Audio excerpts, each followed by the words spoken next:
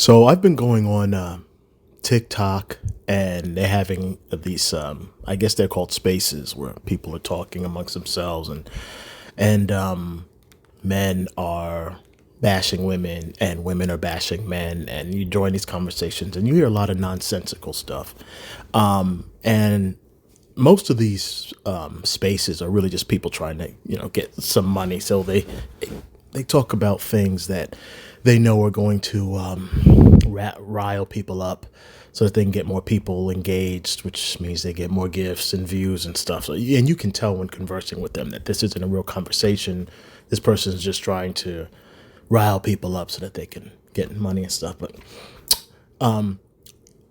I go in these spaces and I have certain conversations with some of these women. And I had one conversation. I was talking about masculinity, and women talk about toxic masculinity. And a lot of us guys push back and kind of let them know, well, you can't have toxic masculinity.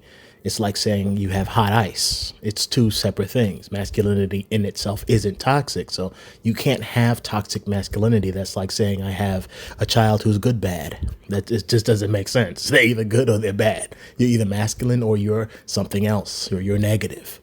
And you try to tell them that. And one of the ways that I try to push that on them, since I am a comic book lover, you see my other videos, I talk about comic books sometimes and comic book films or whatever, is I talk about Superman and Lex Luthor. And I kind of use that to kind of compare, Superman would kind of be a version of masculinity, and Lex Luthor would be a version of evil.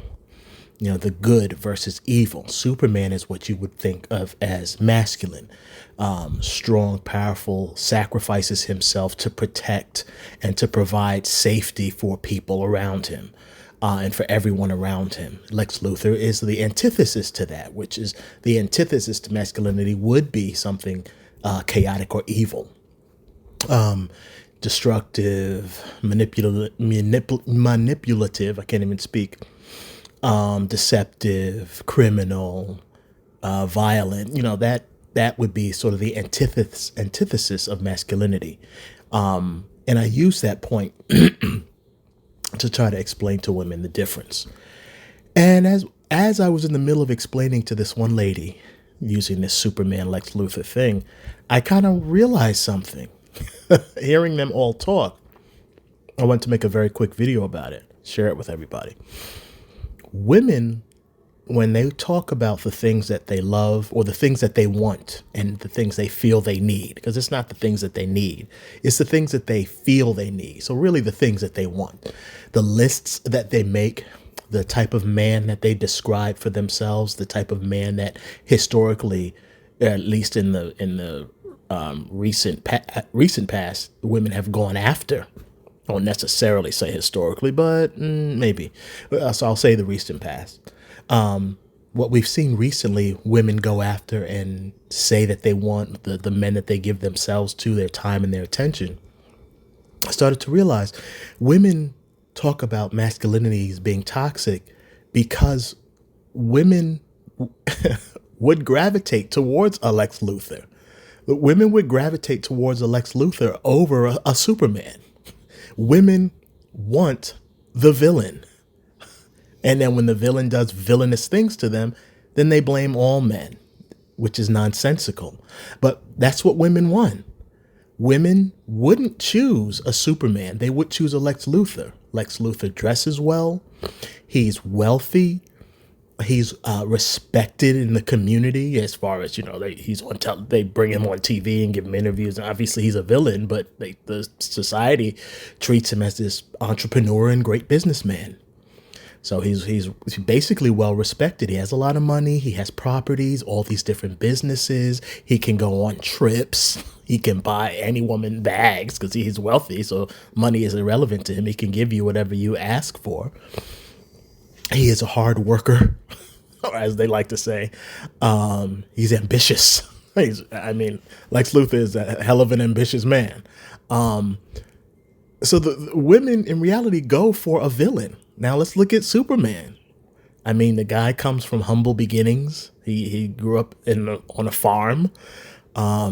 He doesn't have He's not really ambitious when it comes to having wealth or great things. I mean, the guy's real home is a cave.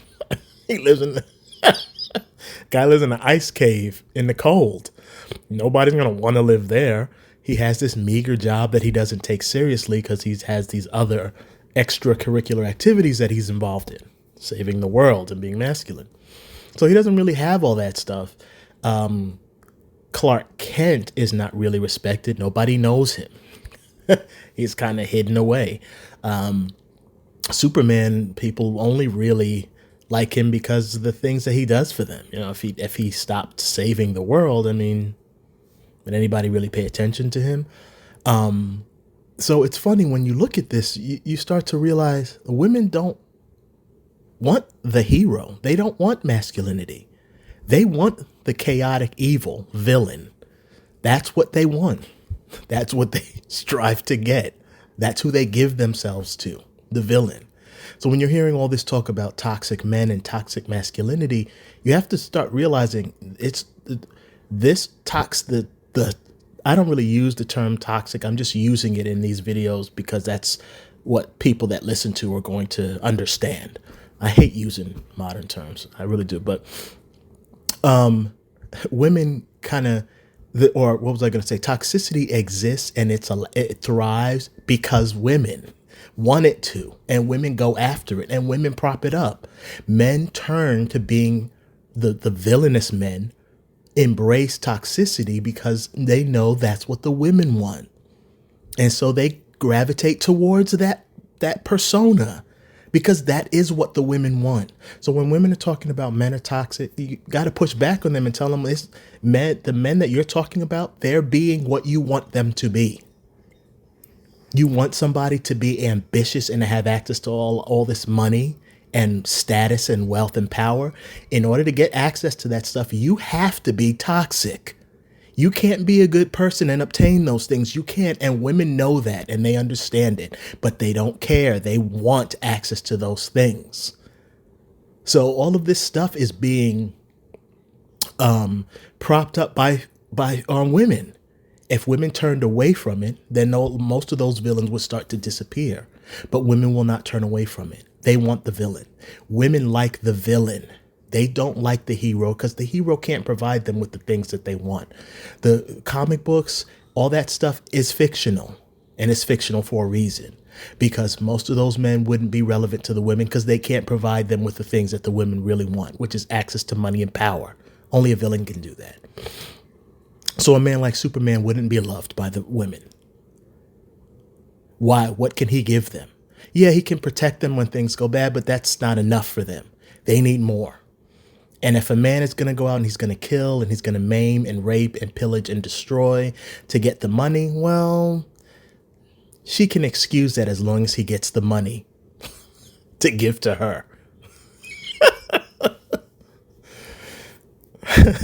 So I keep hearing these women talking as if, like they're all altruistic and that they're good people, talking about, I want a man that's him. And they say these things as if they're great qualities, which you would think that they're great qualities, being able to provide money and stuff for women and being ambitious. But when you really sit down and think about it, or you really sit down and you look at history and the men who were quote unquote ambitious and wealthy enough to provide stupidity and garbage to women, stupidity and garbage meaning the crap that they want, bags and shoes and irrelevant trash, clothes and jewelry and makeup and crap like that. Those men historically have been villains. They've been the Elon Musks. They've been the Adolf Hitlers. People that have done disgusting things. The kings and the emperors of the world that have gone and have destroyed communities, wiped out populations of people just so that they can get access to resources, the Catholic Church, so that they can have money to just spend it on whatever they want. Have resources so that they can turn it into a profit.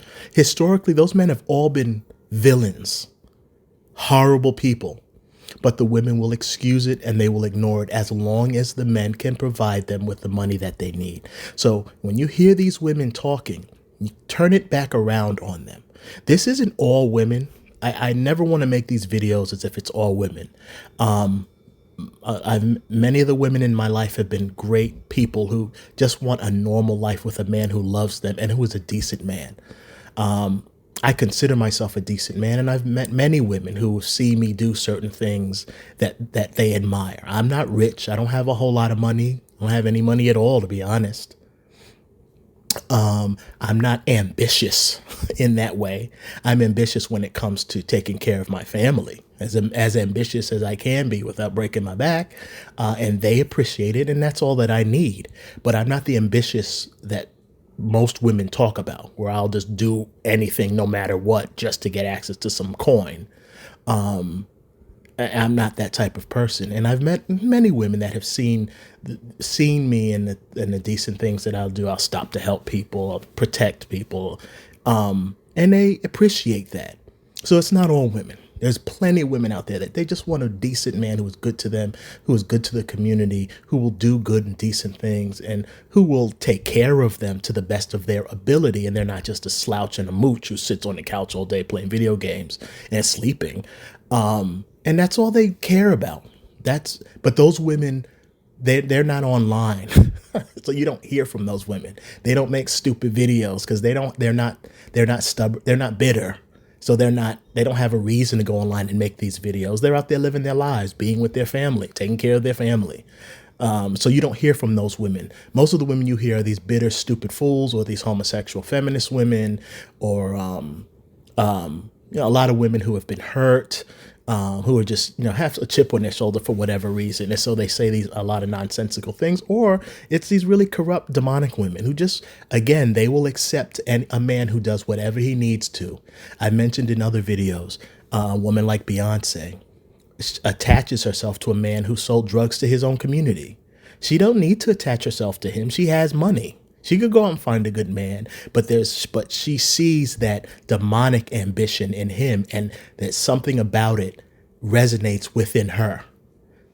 Because a lot of these women are just as demonic and toxic as the demonic, toxic men that they associate themselves with, and that they try to obtain, and that they go after and give themselves to.